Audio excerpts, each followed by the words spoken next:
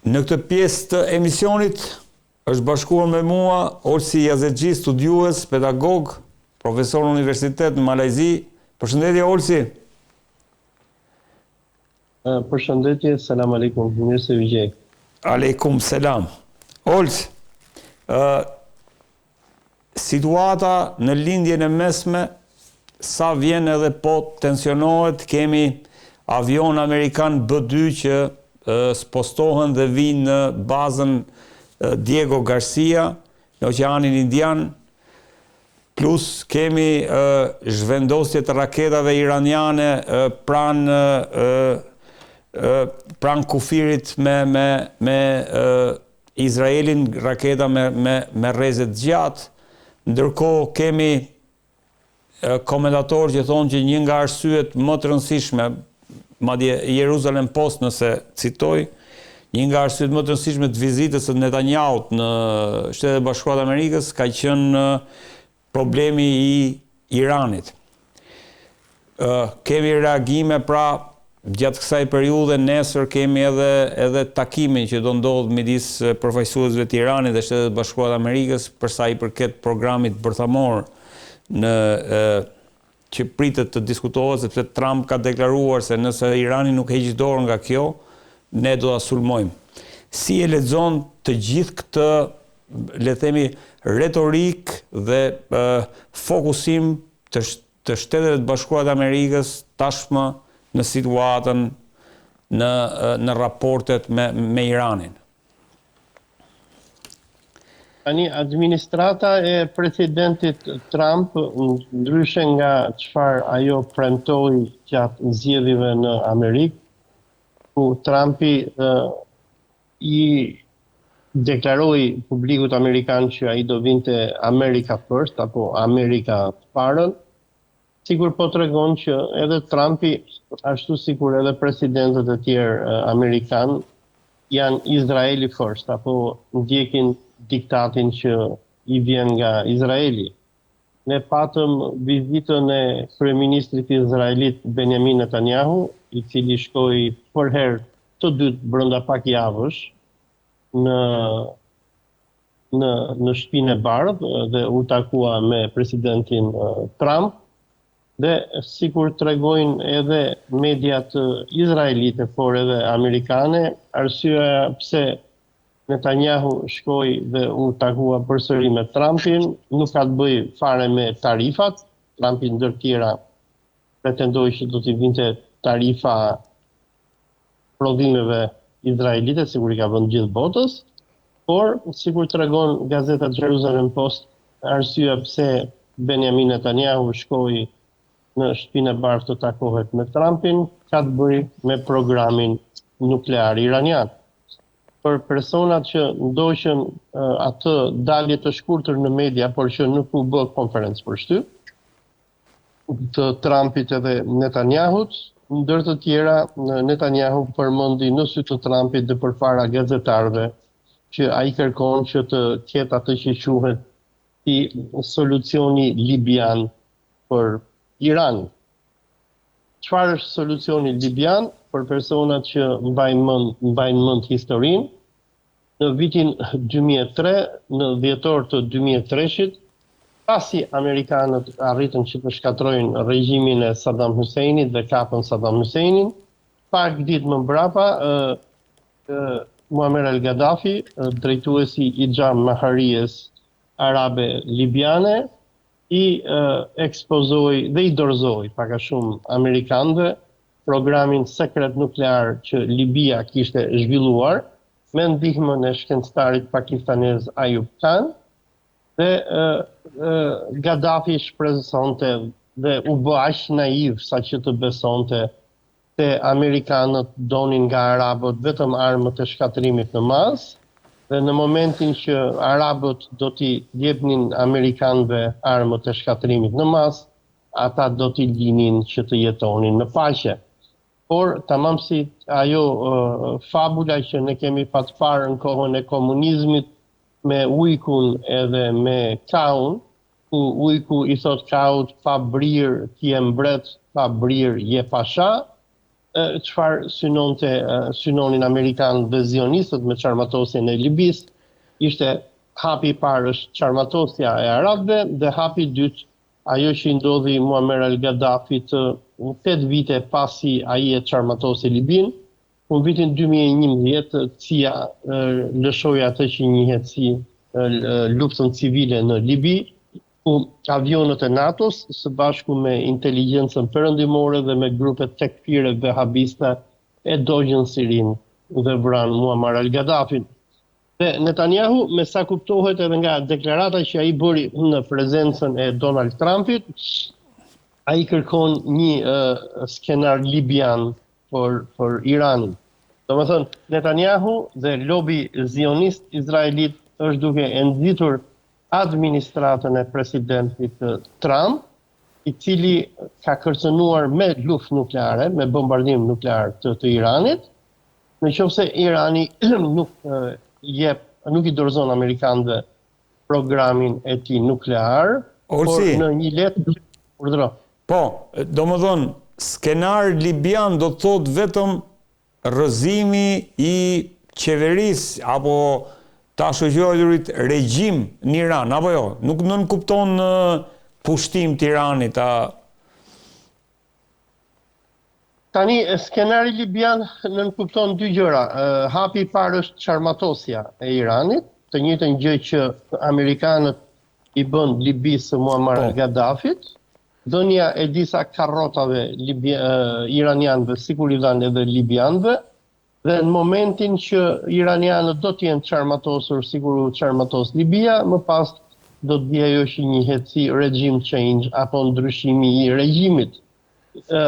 Problemi I amerikanëve me iranianët nuk është problem a ka apo nuk ka demokraci Irani apo çfarë sistemi ka, por është sistemi teokratik I cili mbështet luftën për shtirimin e Palestinës. Dhe amerikanët, ashtu sikur shkuan kundër regjimit komunist balltist të Saddam Huseinit, që e shkatruan, ashtu sikur shkuan edhe kundër regjimit popullor arab të Muammar al-Gaddafit, të njëjtin problem kanë edhe me iranianët. Pra nuk ka rëndësi nëse sundimtarët e këtyre vendeve islamike janë nacionalist arab, sikur Muammar al-Gaddafi, janë komunist, sikur Saddam Huseini, ose janë islamistë, sikur është regjimi Ayatollah Khamenei. Për izraelitët, në çdo regjim apo qeveri islamike që mbështet Palestinën është një armik që duhet shkatruar. Për personat që kanë lexuar librin e Benjamin Netanyahu Fighting Terrorism, që ai ka votuar në vitin 1995, ai që atëherë ka vënë gjithatë plan programin që imperializmi amerikan duhet të ndiqte në lindjen e mesme. Që atëherë Netanyahu I deklaronte amerikanëve që ne duhet të shkatrojmë Irakun, Libinë, Sirinë dhe në krye të listës ishte Irani. Pra kjo është pjesë e një skenari, po thua? E një projekti. Për Benjamin Netanyahu dhe për zionizmin izraelit, Irani nuk duhet të lejohet në asnjë mënyrë që të posedojë armë nukleare, nga që sikur thot ai në librin e tij Fighting Terrorism, në qoftë se iranianët do të marrin bombën nukleare, ata dhe bota islamike do ta interpretojë këtë si një dhuratë nga Allahu për të kundërshtuar supremacinë e zionizmit judeo-amerikan. Sepse projekti I zionistëve është zhdukja e popujve arab, sikur po shohim ne në këto momente vrasja masive dhe lënia në uri e palestinezëve për të detyruar ata që të largohen nga Gaza, dhe zionistët izraelit duan të bëjnë atë që presidenti Andrew Jackson bëri në Amerikë në vitin 1830 me atë që njihet si The Indian Removal Act, ku kolonët e bardhë amerikan I vranë, I masakruan, I përdhunuan dhe I dëbuan indianët e Amerikës nga territoret e tyre, për t'i populluar këto territore më pas me kolonët e bardhë. Olsi, sa e vërtet është që Irani po tenton bombën bërthamore, sepse Lindsey Graham në një postim kishte deklaruar që është shumë afër krijimit të 6 bombave nukleare. Sa afër është dhe është e vërtet që ka një program Irani për ndërtimin e një bombe? Tani, Irani në gjithë këto vite, dhe sidomos që prej vitit 2003, kur iranianët e panë që amerikanët ishin shmëndur, do më thënë, dhe projektin e Benjamin Netanyahu ata po e realizonin, i cili kulminoi me pushtimin dhe djegjen e Irakut, që në 2003 lideri supremi i Iranit, Ayatollah Ali Khamenei, erdhi me prodhoi një fetva ku deklaroi që krijimi i armëve bërthamore dhe përdorimi i tyre është i ndaluar në Islam, është haram. Domethënë Irani ka patur mundësi që ta prodhojë bombën bërthamore që në vitin 2003. Do të kujtojmë që në 2003 programi nuklear iranian u denoncua publikisht nga mujahidinët, që Shqipëria strehon sot në Mans. Në atë kohë, domethënë mujahidinët që janë në shërbim të Izraelit, ju dhanë informacionet nga Mossadi izraelit dhe u kërkua nga shërbimi sekret izraelit që ata të dalin nëpër media dhe të denoncojnë programin nuklear iranian. Por, që kur ky program u bë publik në 2003, Khamenei lëshoi apo nxori fetva, që është urdhër fetar, që është urdhëri suprem i Iranit, ku Khamenei ka ndaluar prodhimin e bombës atomike. Megjithatë, çfarë ka bërë Irani nga 2003 deri në 2025, pra në këto 22 vitet e fundit, është që Irani ka avancuar tejmase programin e tij bërthamor. Irani ka një numër centralesh bërthamore, të cilat prodhojnë energji, por, sikur kemi parë në vitet e fundit, Irani ka arritur nëpërmjet zhvillimit të centrifugave atomike që ta pasuroj uraniumin nga 235, që është uraniumi natyral, nëse nuk jam gabim, në 60% drejt atij uraniumit 238 që përbën atë masën kritike për shpërthimin në bombën nukleare. Dhe sipas shumë analistëve që e njohin mirë shkencën e bombës nukleare, mendohet që Irani mund të jetë vetëm një javë larg prodhimit të bombës atomike. Për më tepër, lufta ndërmjet Iranit dhe Izraelit që ndodhi në vitin e kaluar, ku Irani kreu 2 bombardime ndaj Izraelit me operacionin Premtimi i vërtet 1 dhe Premtimi i vërtet 2. Irani i vërtetoi amerikanëve që posedon teknologji ushtarake për të shkatruar sistemet mbrojtëse izraelite. Dhe nuk dihet me saktësi nëse iranianët kanë prodhuar bombën apo jo, por ne çfarë po shohim është që krer të qeverisë iraniane dhe sistemit iranian, që nga Ali Shamkhani, që ka qenë duket edhe akoma është kryetari i Këshillit të Sigurisë Kombëtare iraniane, se Ali Larijani, që është një nga kryekëshilltarët e Imam Khameneit, të gjithë këta kanë deklaruar që nëse amerikanët do të na godasin, ne për vetë mbrojtje do të nisim prodhimin e bombës bërthamore. Pra, Irani, ndërsa zyrtarisht, që është edhe vërtetuar nga Agjencia Ndërkombëtare e Inspektimit të Armëve Atomike, deri në këto momente, në centralet atomike që ne dimë që Irani ka, nuk ka zhvilluar bombën bërthamore. Në qoftë se një ditë prej ditësh, Imami Suprem i Republikës Islamike Ayatollah Khamenei jep urdhër për prodhimin e bombës, iranianët mund ta prodhojnë bombën ndoshta brenda një jave, sepse ata i kanë të gjitha materialet që duhet, i vetmi material duhet që ky uranium që ata e kanë pasuruar në masën 60%, ta pasurojnë në masën 90%, ta fusin në raketa hipersonike interkontinentale, ku dëgjon çfarë raketash duan, dhe ta lëshojnë drejt armikut kryesor të popujve musliman që është Izraeli. Po, këtë thotë edhe Lindsey Graham, do të sulmoj direkt Izraelin, thotë. Po, dhe iranianët janë duke luajtur me këtë kartë, dhe domethënë nga që amerikanët në kohën e administratës së presidentit Obama e kuptuan që Irani kishte arritur që të kalonte atë primitivitetin teknologjik që shumë vende të botës e kanë për shkencën nukleare, që të prodhonin dhe të kishin pajisje për prodhimin e bombës. Apo më dëgjon? Po, dëgjoj, po merak. Po më duket sikur është shputa për një moment. Dhe domethënë administrata e presidentit Obama bëri atë që quhet the Iran Nuclear Deal, apo në anglisht quhet JCPOA,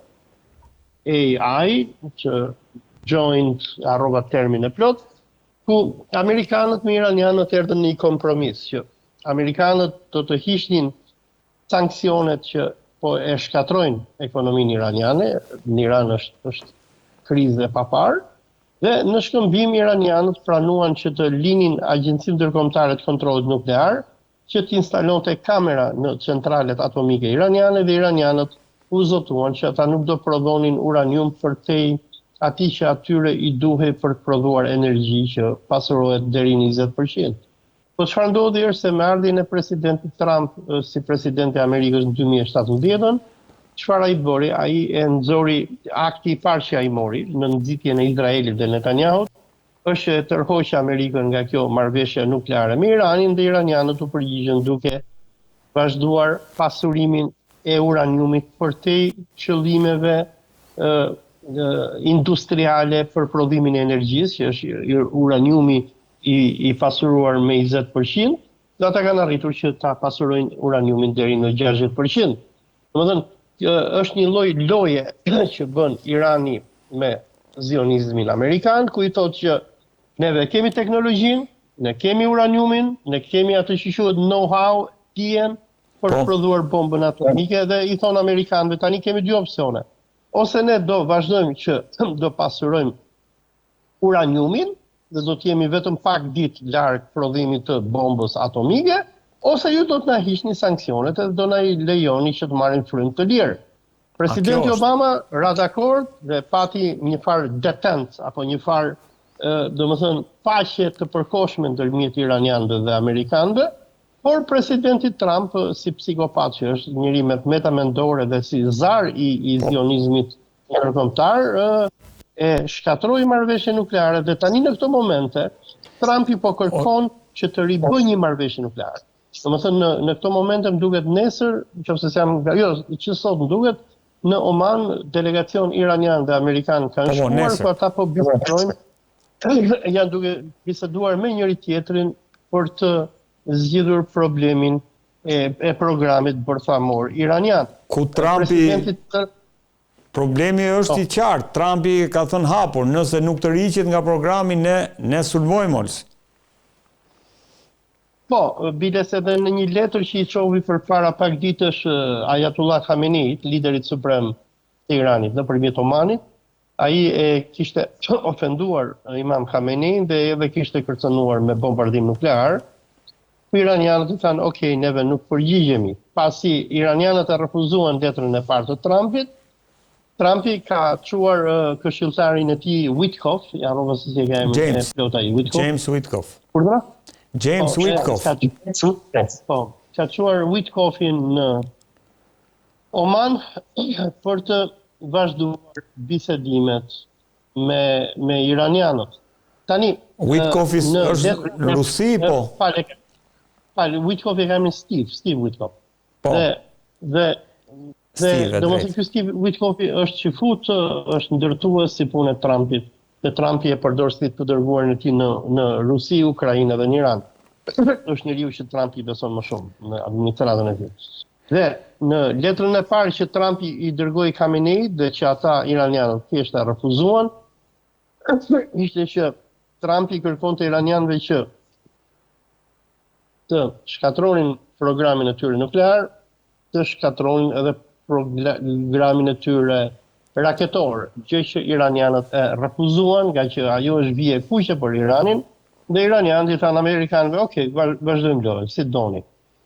Nga që Trumpi dhe amerikanët e panë që iranianët nuk negociojnë në programin e tyre raketor, tani po shohim fazën e dytë, ku Trumpi publikisht është duke e kërcënuar Iranin me bombardim, ndoshta bombardim nuklear, Por me sa unë po kuptoj, Amerikanët kërkojnë që të arrin atë që arriti administrata Obama më herët, e cila do të ishte pezullim i programit nuklear iranian, vendosja e këtij programi nën mbikëqyrje ndërkombëtare, që kjo është nën mbikëqyrje, në mënyrë që Amerikanët dhe Izraelitët të sigurohen që iranianët nuk do të prodhojnë bombën bërthamore.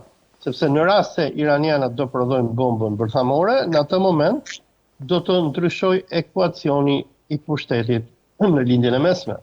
Izraelitët, të cilët që nga vitet 60 kanë prodhuar bombën atomike, dhe me bombën atomike vrasin edhe kërcënojnë të gjithë regjimet islamike të lindjes mesme, duke përfshirë edhe Turqinë, ku përpara pak ditësh edhe vranë disa ushtarak turq në Siri. Do shkojmë te Turqia.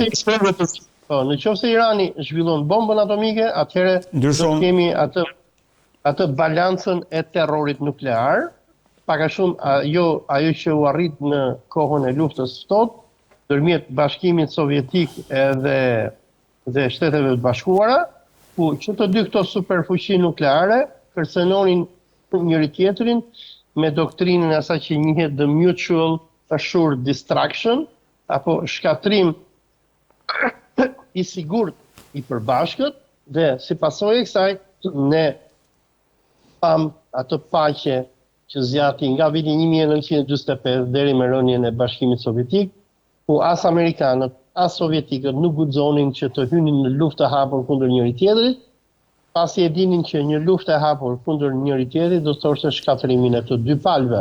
Olsi, Ky është shqetësimi i zionizmit. Domethënë shqetësimi i zionizmit është ata nuk duan që të ketë një Iran nuklear, sepse nëse do të ketë një Iran nuklear, atëherë Izraeli nuk do ketë forcën që ti zhduki popujt e lindjes mesme pa zhdukur edhe vetë. Unë do t'i kthehem dhe këtu do të rri, te kjo tezë do të rri, vetëm se këto epitetet për presidentin amerikan, pavarësisht se janë ashtu siç janë, unë nuk më duket aq i paqartë dhe aq naiv presidenti Trump në skenarin që po përgatit për Iranin, dhe pse duhet ta shohim këtë vendim të Shteteve të Bashkuara vetëm si interes i Izraelit? Pse të mos themi që Shtetet e Bashkuara të Amerikës po godasin një nga aleatët kryesor të Rusisë edhe Kinës në atë rajon për ta defaktorizuar fuqinë edhe të Rusisë edhe të Kinës në lindjen e mesme? Pse të mos e shohim kështu, po ta shohim vetëm si projekt? Okej, mund të jetë i vërtetë ai, po pse të mos shkojmë te ky interes prioritar i Shteteve të Bashkuara të Amerikës, që është goditja e interesave ruso-kineze në gjithë globin, le të themi, apo neutralizimi i tyre? Jo, në kohën e presidencës së presidentit Rouhani, kur ishte edhe Javad Zarifi si ministër i jashtëm, iranianët i lutën amerikanët, që ishte edhe koha e presidentit Joe Biden, që të risillnin marrëveshje nukleare iraniane dhe iranianët të bëheshin pjesë e koncertit të pushtetit perëndimor. Do të kujtojmë diçka, që shumica e qytetarëve iranian janë filo perëndimor. Ata e adhurojnë perëndimin, nuk e duan Rusinë dhe Kinën.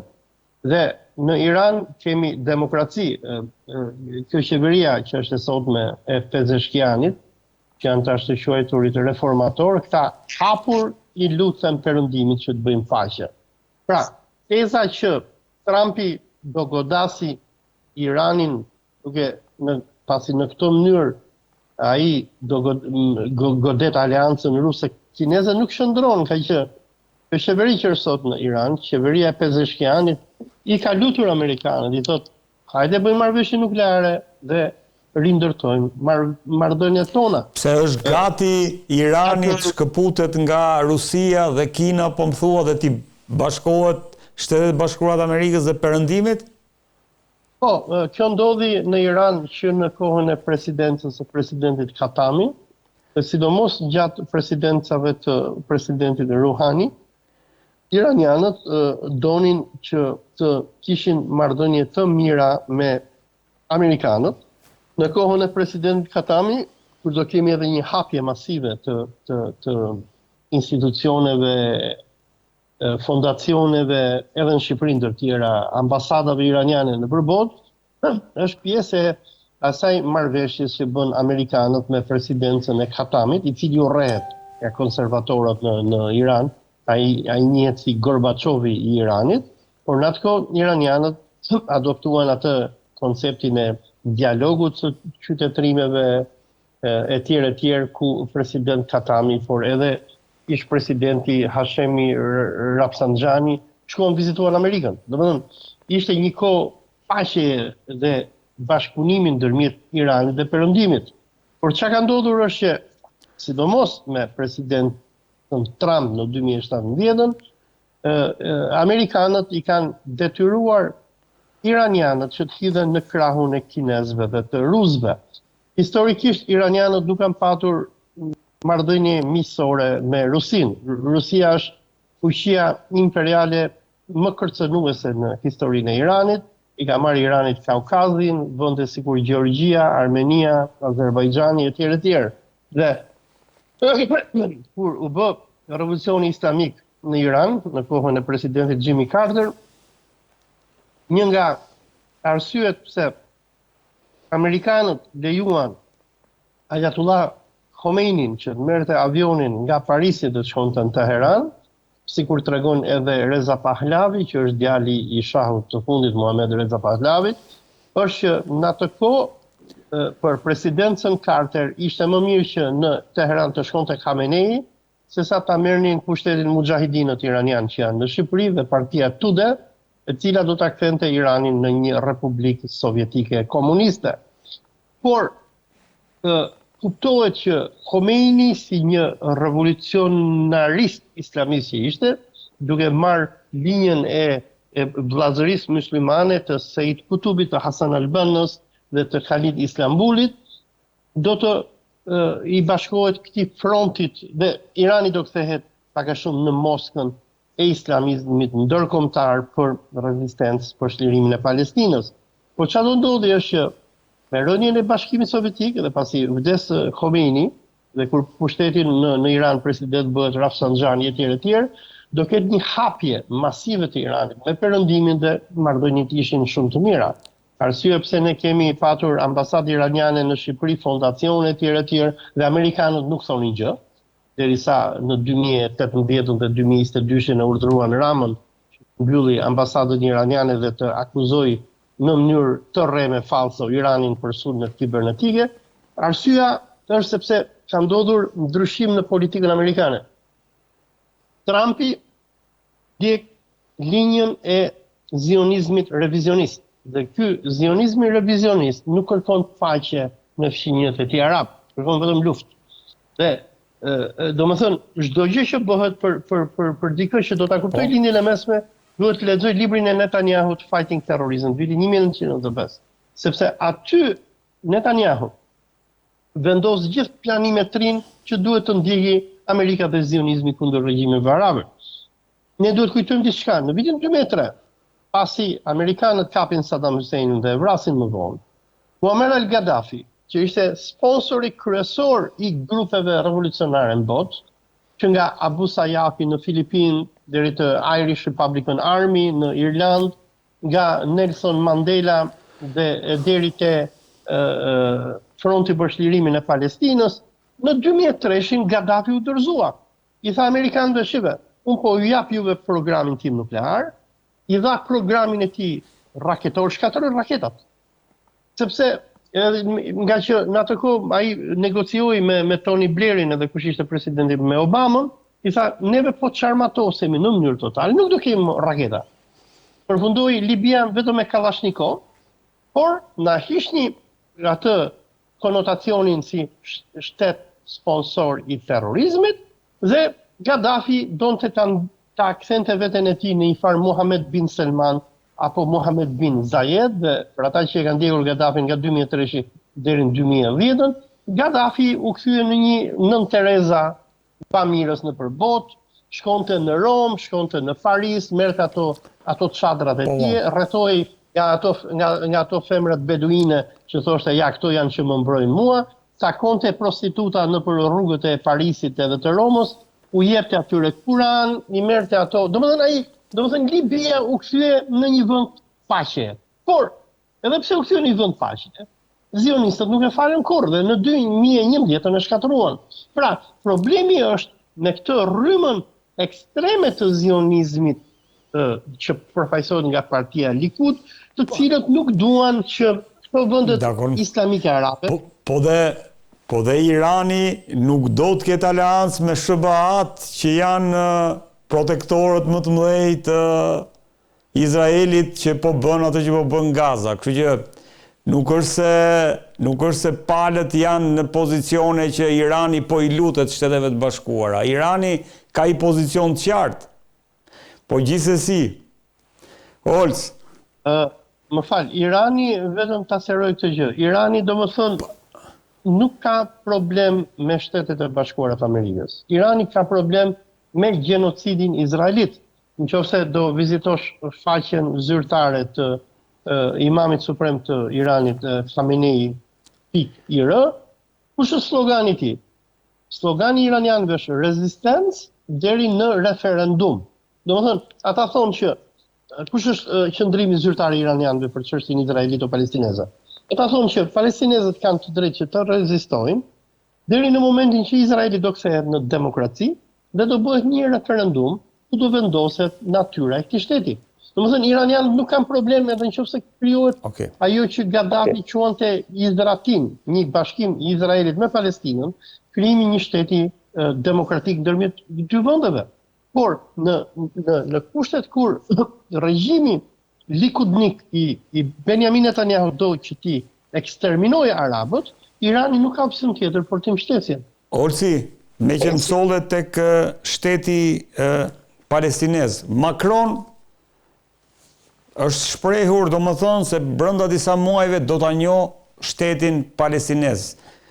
Çfarë do të thotë kjo, çfarë do të prodhojë dhe pse në këtë moment? Si ta kuptojmë këtë?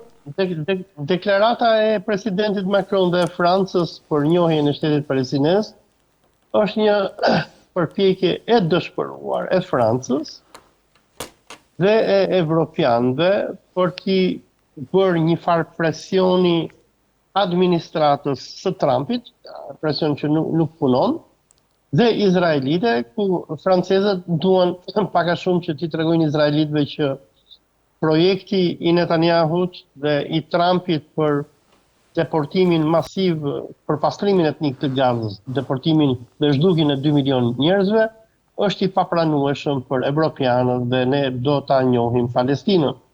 Por kjo është një fes me hiç, nga që ne dim që sepse Franca nuk ka fuqi që të qëndrojë kundër Amerikës. Jo, si qëndrim, unë po them si qëndrim politik, përfaqëson qëndrimin e BE-s, po thua? Po, Franca përfaqëson qëndrimin e BE-s, por edhe të Britanisë së Madhe.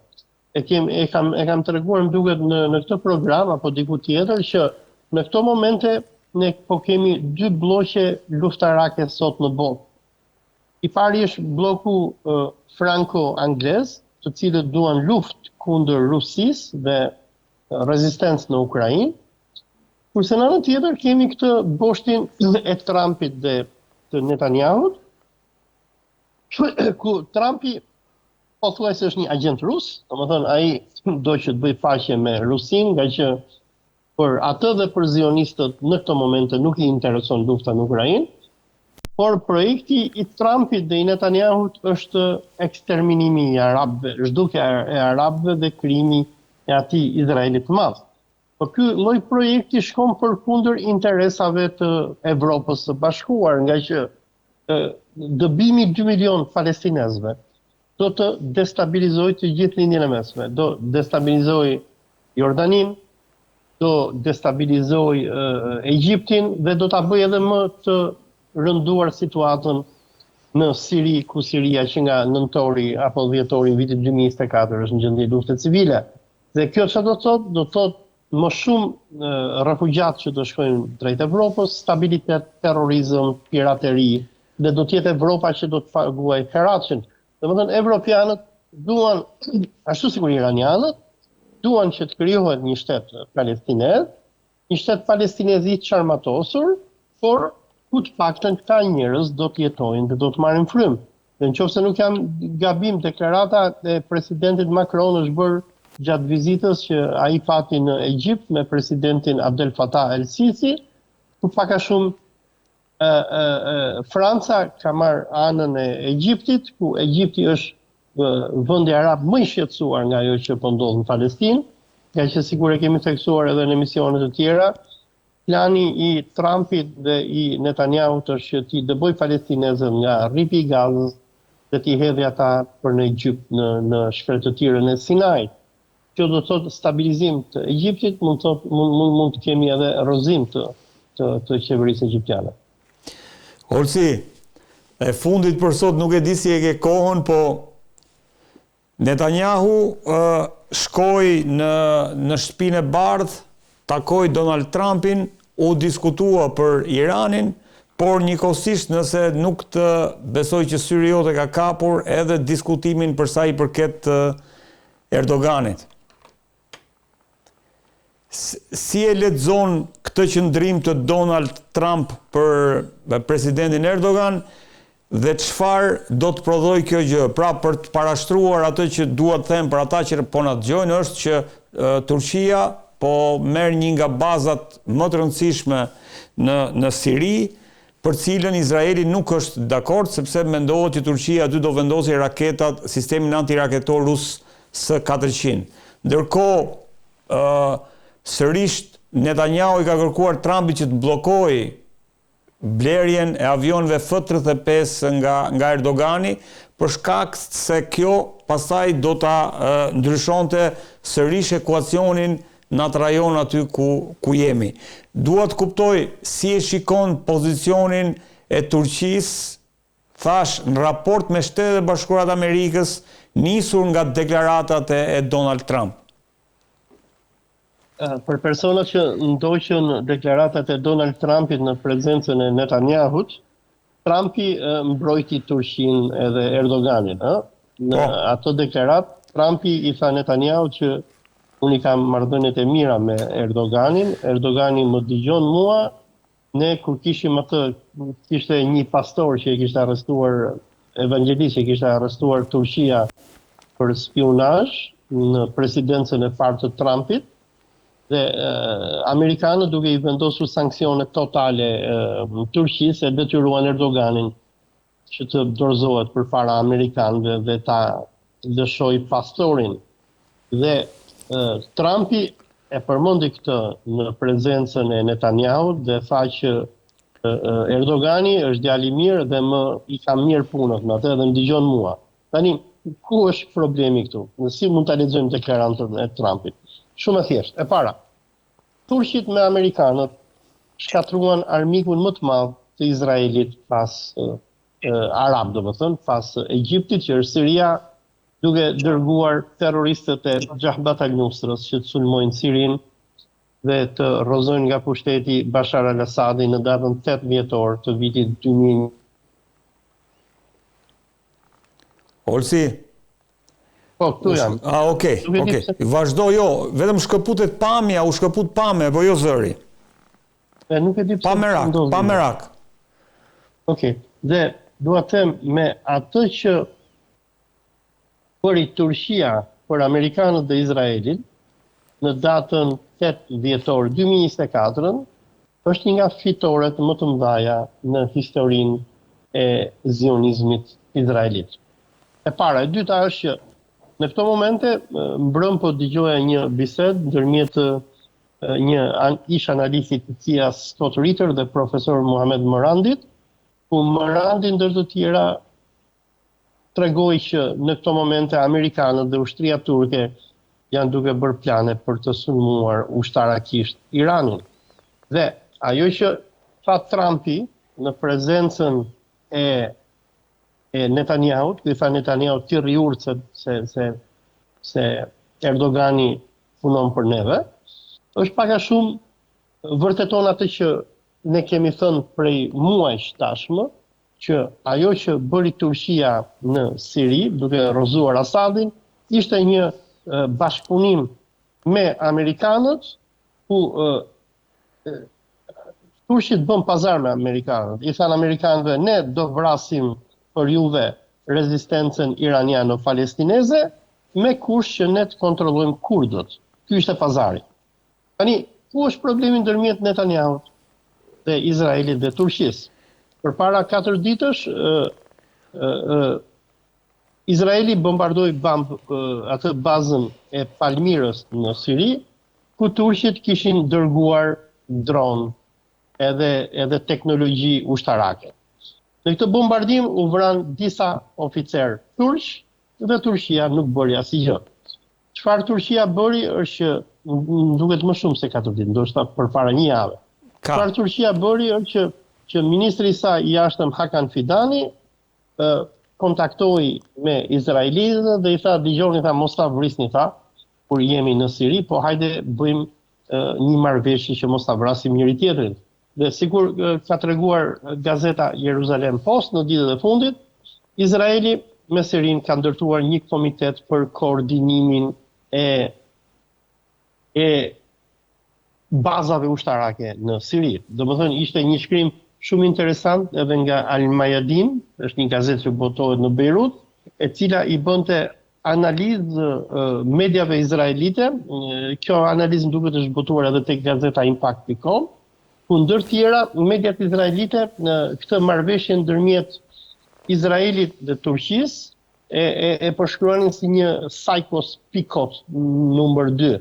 Sykes-Picot është marrëveshja që francezët me anglezët bën në vitin 1916 për ndarjen e botës arabe, ku ra dakord që Siria, Libani do merret nga francezët, ndërsa Palestina, Jordania, Iraku, Kuwaiti do merren nga anglezët. Dhe sipas mediave izraelite, çfarë po ndodh në këto momente, po ndodh një farë ndarje e Sirisë ndërmjet Izraelit dhe Turqisë. Izraelitët, sikur tregojnë edhe mediat izraelite, i kanë thënë turqëve që neve nuk ju duam juve që të afroheni për 60 kilometra pranë kufirit tonë. Pra, turqit do lejohen që të jenë në Idlib, do lejohen ndoshta të kenë bazë ushtarak edhe në Aleppo, por nuk do lejohen që të shkojnë në Damask edhe në Palmira. Nga që projekti i Izraelit, me sa duket, projekti afatgjat është pushtimi i Damaskut, dhe ata nuk duan që kjo qeveria e Ahmed el-Sharës të ketë teknologji e cila mund të kërcënojë Izraelin. Dhe ajo që tha dje Donald Trumpi, nëse ne mund ta lexojmë në rrjeshta, është që Donald Trumpi i tha Netanyahut ti rriurt, sepse unë me Turqinë po bëjmë plan për të sulmuar Iranin, që është armiku jot më i madh, dhe e dyta, me atë që kanë shkruar mediat izraelite në ditët e fundit, është që amerikanët, izraelitët dhe turqit kanë arritur në një farë marrëveshje ku sipas kësaj marrëveshje do kemi ndarje të Sirisë.